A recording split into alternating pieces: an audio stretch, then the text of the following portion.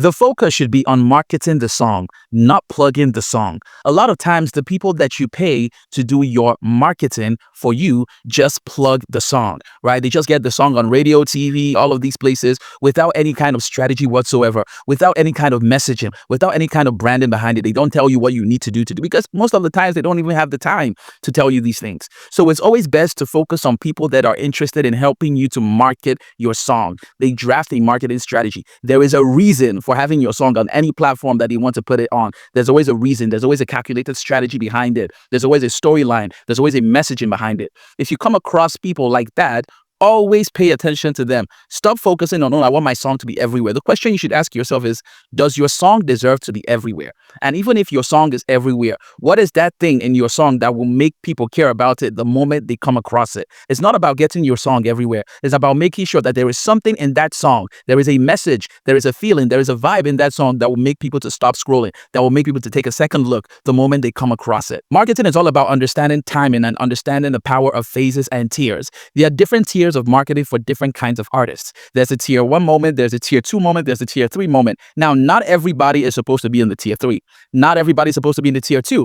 Not everybody's supposed to be in the tier 1. The tier 1 is for the upcoming artists, right? They don't have a lot of money yet, and they're not really sure that there's a strong demand for their music, so they take it slow. They focus on ads. They focus on maybe a bunch of independent playlists, right? Tier 2 is when you have seen that there's a demand, right? When one of your songs is like gradually popping up, 100,000 streams, 200,000 streams. That's where you start to do radio. That's where you start to do TV. That's where you start to do a lot of things, right? Tier 3 marketing is the one that you get from a lot of major labels, right? Where you now want to sell a brand, not just the music. You want to sell a brand. You want to attract endorsement deals and all of that. That is when you start doing billboards. That is when you start doing a lot of these kind of marketing. That's when you start to do the whole bus campaign thing, right? So there are tiers to this, and it's only somebody that knows marketing. It's only somebody that pays attention to marketing. It's only somebody that calms down to understand your music and what it needs, your career and what it needs, that will, really tell you all of this. The pluggers don't really have that time because they just plug and that's it. Once they put your song everywhere, the job is done. They have done what you paid them for, right? But marketing is more of like a holistic approach to this. So yeah, for those of you who don't know, I offer marketing and PR services. If you're interested